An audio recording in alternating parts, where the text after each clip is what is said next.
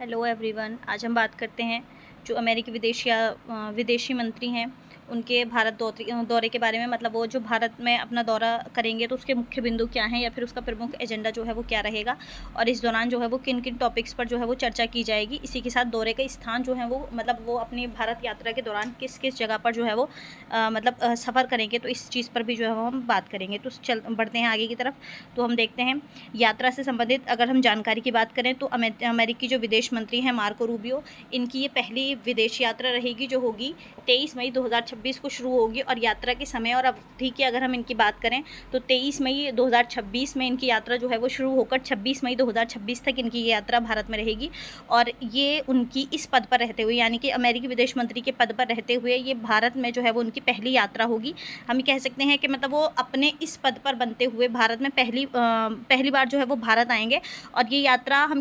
अगर हम देखें कि इस यात्रा का भारत पर जो है वो क्या प्रभाव पड़ने वाला है, तो ये यात्रा भारत और अमेरिका के जो द्विपक्षीय रिश्ते हैं उसको मजबूती की तरफ एक और जो है वो बढ़ता हुआ कदम हमें नजर आती है। अगर हम देखें यात्रा के उद्देश्य जो हैं वो क्या रहे हैं, यानी कि मार्को रूबियो के जो है वो यात्रा के उद्देश्य क्या रहे हैं, तो ये यात्रा अमेरिका भारत साझेदारी को जो है वो मजबूत करने पर केंद्रित है, जिसे मई व्यापार और क्वाड पहलों पर जो है वो चर्चा शामिल होगी इसमें। क्योंकि संयुक्त राज्य अमेरिका जो है वो अपनी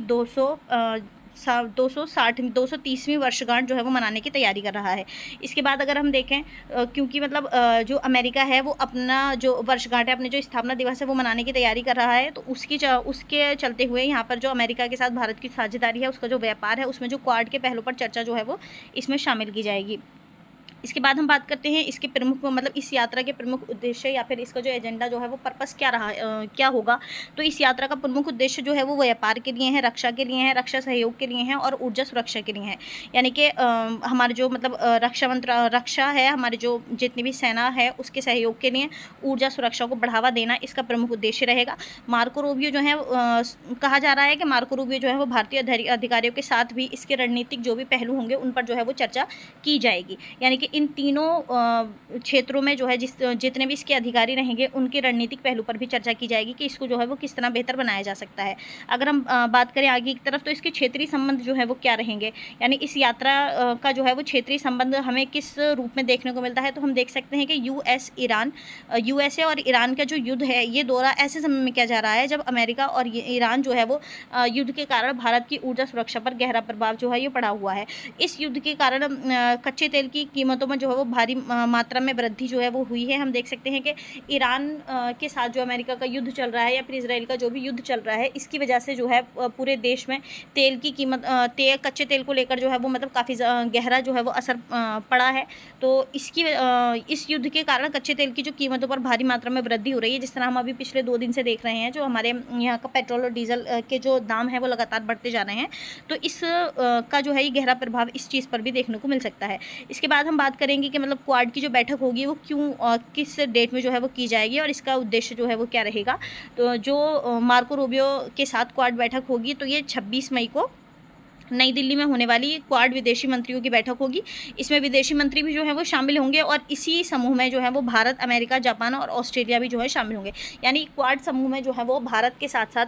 ऑस्ट्रेलिया, जापान भी इसमें और अमेरिका भी जो है वो अमेरिका के विदेश मंत्री तो हमारे साथ आ रहे हैं, इसके साथ जापान और ऑस्ट्रेलिया भी इसमें शामिल होगा। अगर हम बात करें यात्रा की विवरण की, यानी कि जो उनकी यात्रा है ये अपनी 4 दिवसीय यात्रा के दौरान रूबियो जो है वो कोलकाता में, आगरा में, जयपुर और नई दिल्ली का दौरा भी करने की संभावना इनकी देखी जा रही है। मतलब बताया जा रहा है कि रूबियो जो है वो अपनी यात्रा के दौरान इन जगहों पर भी जो है वो अपना दौरा करेंगे। इसी के साथ वे कोलकाता जाने वाले 1 दशक से अधिक समय में जो है वो पहले विदेश मंत्री होंगे। मतलब 1 दशक से ज़्यादा का समय गुजर गया है, तो ऐसे में ये पहले विदेश मंत्री होंगे जो कोलकाता की जो है वो यात्रा करेंगे। अगर हम देखें इनका राजनयिक कार्यक्रम जो है वो क्या रहेगा, तो हम कह सकते हैं कि ये दौरा जो है वो भारत के व्यस्त ग्रीष्मकालीन यानी कि जो गर्मी के मौसम के जो कार्यक्रम हिस्सा हैं, यानी कि समर वेकेशन का जो कार्यक्रम का हिस्सा जो भी ये रहा है, इसमें ब्रिक्स और भारत जो है वो अफ्रीका फॉर्म शिखर सम्मेलन की मेज़बानी में भी शामिल हो सकता है। यानी कि भारत और अफ्रीका दोनों ही एक साथ जो है वो ब्रिक्स के शिखर सम्मेलन की मेज़बानी में शामिल हैं। इसके बाद अगर हम देखें इनके कोलकाता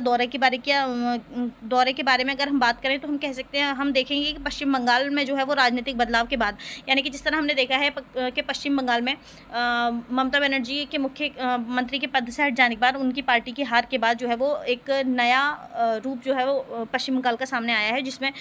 जो नई सत्ताधारी पार्टी है बीजेपी, तो उसमें पश्चिम बंगाल में जो है राजनीतिक बदलाव के बाद ये जो है वो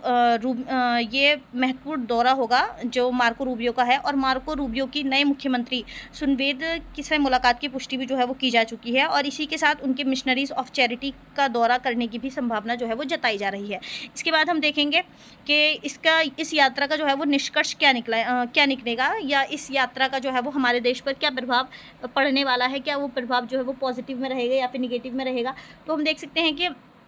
इस यात्रा का उद्देश्य जो है वो द्विपक्षीय संबंधों को मजबूत करना है, यानी कि जो भारत और अमेरिका के जो संबंध हैं उनको मजबूत करना, तो इसका उद्देश्य है ही। इसी के साथ साथ ये कोलकाता और उसकी स्थिति को भी उजागर कर सकती है। मतलब कोलकाता, मतलब जहाँ पे दुनिया की सबसे पुरानी अमेरिका मिशनों में से जो है वो एक स्थित है कोलकाता में, तो उसकी स्थिति को भी जो है ये उजागर कर सकती है दुनिया के सामने। तो आज के लिए बस इतना ही, बाकी जो है वो हम अगली न्यूज़ में देखेंगे। Thank you.